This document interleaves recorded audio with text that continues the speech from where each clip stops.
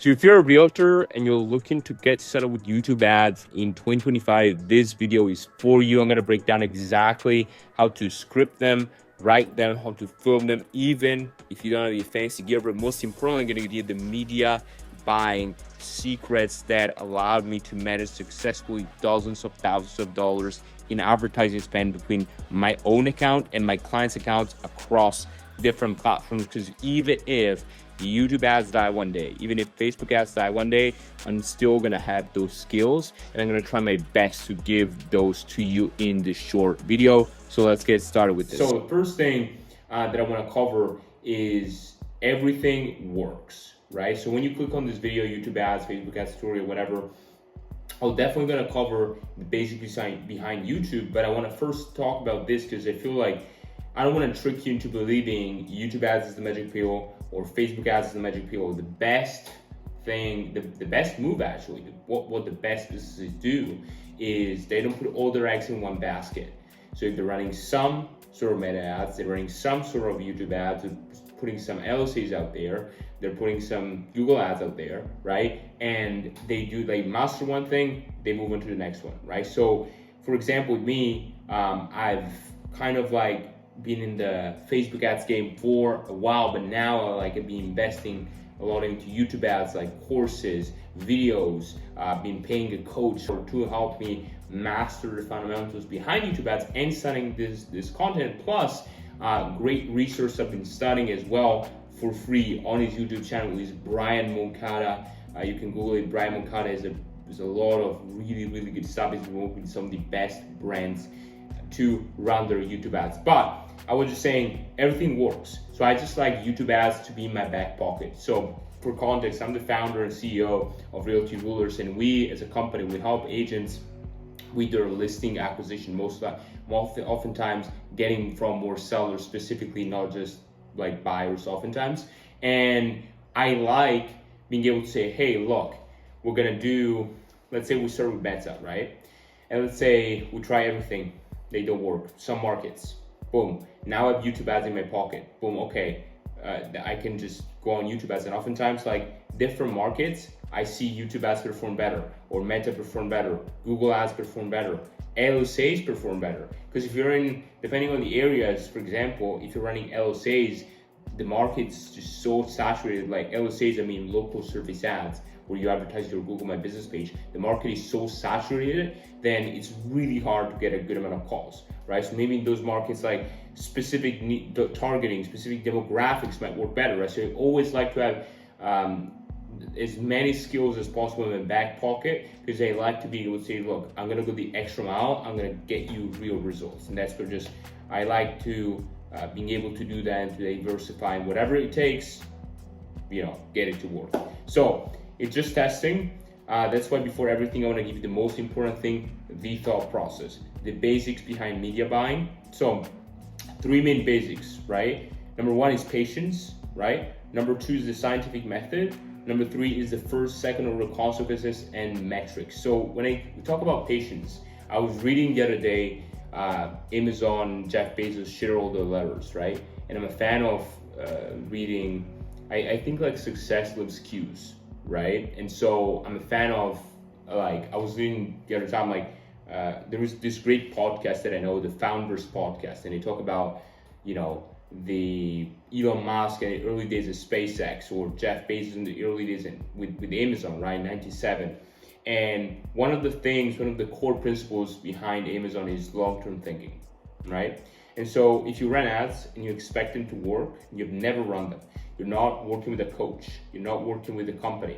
You expect them to work the first month, you're screwed. You're gonna quit, they're never gonna work. That's by far the biggest reason why they don't work. Context, if you have limited budget, read limited. You cannot, if you spend $500 and you're out, you're never gonna make them work, right? You need to have at least 2-3 months of cash to consistently spend at least $30 a day, $1,000 a month, to get them to find what sticks, to find signal, right? All we want is signal, it's proof of concept. Then you can double down once you find that $1 gets you 3 or 4 or 5, right? Now, the second thing, scientific method, right? What I mean by that is with ads, let's say you're launching.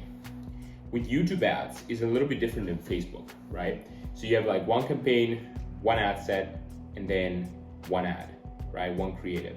So if you try to like test a different creative with the same targeting, like the ideal scenario is you have one campaign,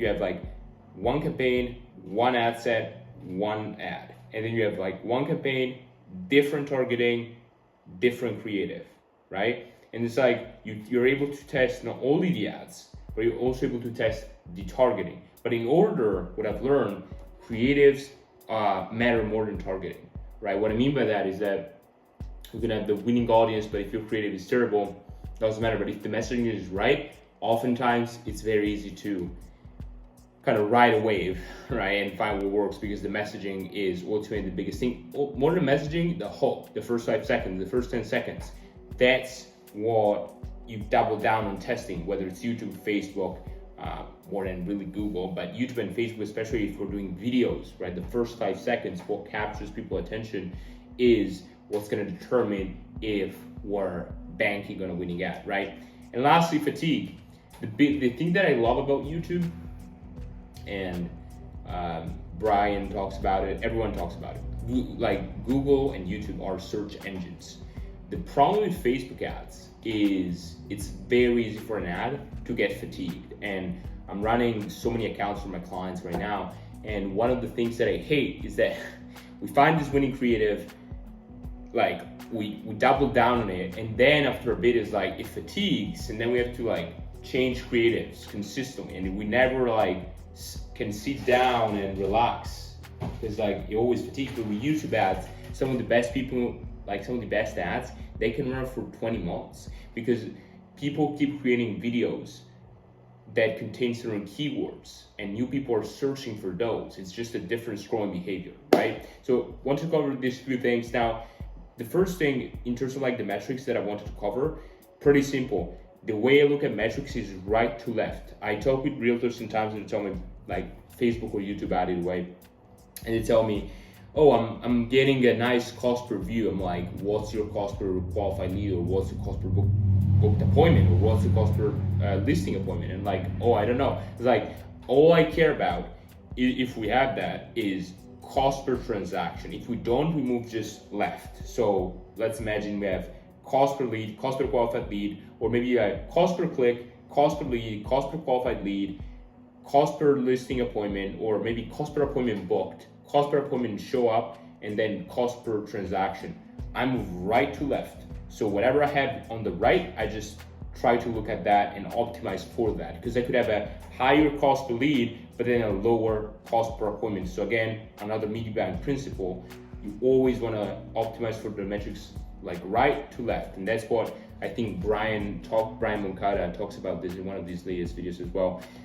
But if you don't have these principles, you can have the fundamentals on YouTube ads nowadays, they're gonna fail. I guarantee you that. And that's why what I, in these videos, I don't just wanna cover the tutorial, because the things, honestly, these ads change every 6 months. But if you have the fundamentals dialed in, you could put me on this new fancy TikTok ad, whatever. If I have my fundamentals right, I can understand how they work pretty fast, right? But if you're like never on anything, you need to understand first the fundamentals, and then the platform becomes very easy, right? You know what I mean? So now section 2 that I want to cover is how to film, right? So how to film a high converting YouTube ad. So the first thing, you have 2 options, right? The quick and cheap, the clean but more high production, right? So I'm gonna cover both. So at least you can pick depending on what you're trying to do, whether you're a luxury agent or trying to target normal residential listings, you're targeting buyers as well.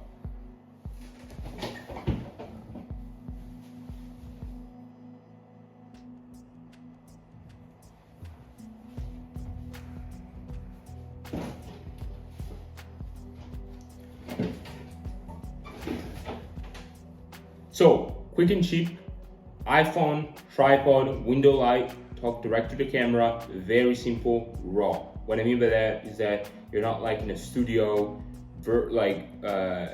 you record just horizontal with your phone, and that's it. Super simple. And then you have clean but more high production, where you have like basic camera setup. Clip on like you have a clip, right? Like clip on like a microphone that you put in here, right? If you have like a short ring light, right? You have a professional lighting, you have good lighting, you have like B-roll editing, right? You have captions, night light. You put in captions there. You could put captions in the quick and cheap as well, but like if you want, like, let's say you're doing a luxury YouTube ad, maybe you want to have like multiple, I'm actually going to add this, multiple like camera angles as well, right? You can have multiple camera angles, maybe one that's like this, one from the side. Then you can have like multiple clips, B-rolls, like a lot of editing, where like a quick and cheap might be like very raw editing, captions straight, good audio, right? But like nothing fancy, right? So the way you pick, like, it depends really on like what you're trying to do, what's your demographic. So for example, if you're going after, luxury home sellers in California, maybe you want to go for like the more, high production one. But maybe if you're just going after, like, it depends on the demographic and how competitive and saturated it is, and what type of ads do these people click on, right? That's how I decide, the type of filming, whether it's quick and cheap or more high production. But again, even if it's high production, you can pretty much create a high production setup in your home, like a studio. I found this great video, I'm gonna link it down in the description how to do that. But it's super simple. You don't have to rent a studio. Ideally, if you want to create this video, you want to create your own studio within your office or your home. Now, next, how to write ads. I'm going to give you like an example here, right? You need to, like, the first 5 seconds are just what matters, like the biggest thing, right? So here, I just put an example for downsizers. So just to give you some thought, like, so you can pick my brain about this. I like to, it depends, right? Like sometimes I just do broad ads in the beginning. That's something I do in the beginning, like broad ads in the beginning. We validate the funnel, we validate the conversion mechanism behind the scenes, and then maybe like a niche down and like go after downsizers, upsizers, relocations, specific demographics. This ad, for example, is downsizers, right? So is your home feeling just a little too big these days, right? If it's, downsizers, again, we're just trying to find a message that resonates with that demographic. Tired of stairs, empty rooms, paying to spaces you don't even use anymore. Like, many downsizers can probably relate to a similar pain. Then we start the pain the next 20 seconds, right? And then like the whole thing is kind of like, you want to have like the benefits and the without, right? And then you want to mark a very clear distinctions between the two. You want to make them fill the gap. That's what Jeremy Miner, one of the best sales trainers, always talks about, like the gap, right? And then you have always like 2 call to actions in most YouTube ads and even in most video Facebook ads. You want to have a first call to action that's closer to the beginning, and then a second call to action. Rarely people go till that second call to action. Maybe YouTube ads, the view duration is a little longer, but in general, you want to have always that first call to action to get people to get as many people to click as possible, right? And the last thing that I want to cover here real quick, and on the screen right now, you're probably seeing the different examples. Like, many people stay stuck for years, overwhelmed by the process, afraid of making a mistake. Then that's why we built a free tool. It's more like a lead magnet, right?